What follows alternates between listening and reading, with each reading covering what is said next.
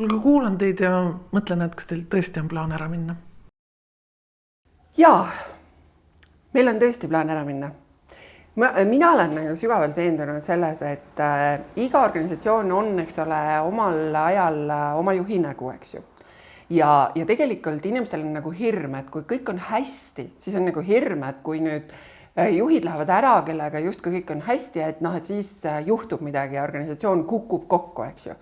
See organisatsioon on niimoodi selle 8 aasta jooksul kivi haaval laotud, et see ei kuku enam kokku. Me ei karda seda selles mõttes anda nagu järgmistele inimestele üle. Teine asi on see, et me ei kao kuhugi ära. Meie ei astu Õdede Liidust välja. Isegi siis, kui ma nagu, Kerli võib-olla, eks ole, tegutseb tervishoius edasi, aga isegi siis, kui mina ei tegutse tervishoius edasi, ma ikkagi olen Õdede Liidus edasi, eks ju. Täpselt nii, nagu ma olin ka siis Õdede Liidus, kui ma olin rektor. Ja põhimõtteliselt meil on vaja nagu näidata, et meie pink on oluliselt pikem kui Kerli ja Anneli.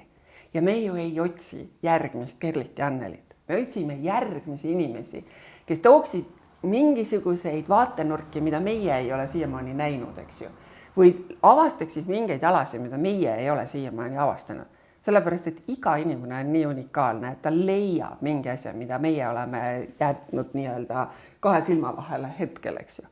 Et see aitab nagu sellel organisatsioonil kogu aeg nagu kasvada ja uueneda. Sellepärast, et juhtidega kipub olema ikkagi niimoodi, et isegi siis, kui sa nagu kogu aeg saad midagi uut teha, on ju, mingil ajal tekib see punkt, kus sa tunned, et see tsükkel hakkab ikkagi korduma, et sul tekib selline natukene lõputu küünlapäeva tunne, sul tekib see tunne, et see on juba olnud või et ma olen seda juba proovinud, see ei toiminud, eks ju. Uus juht tuleb ja proovib täpselt seda sama asja ja see toimib. Ma võib-olla omalt poolt ütleks lihtsalt seda, et minul ju tegelikult juriidilist takistust presidendiks kandideerida ei ole. Mina võiks seda teha, aga kohe ütlen ära ka, et täna ma olen, kui me lahkume, siis ma olen 9 aastat jõudnud ihu ja hingega Õdede Liidu heaks ja eest toimetada.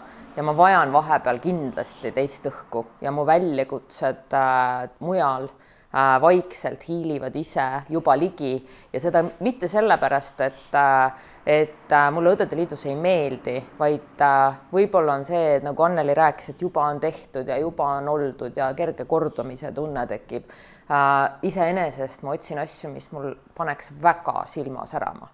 Mina olen entusiasmi pealt palju nagu ära tegev inimene ja kui ma ikkagi näen, et mind paneb rohkem nii-öelda südame helisema mõni teine tegevus kui mu põhitegevus, siis on aeg ära minna.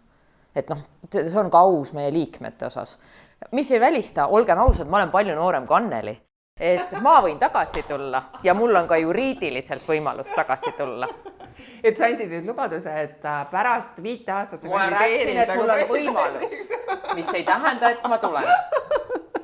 No mina küll ei tule tagasi presidendiks. Sa ei saagi.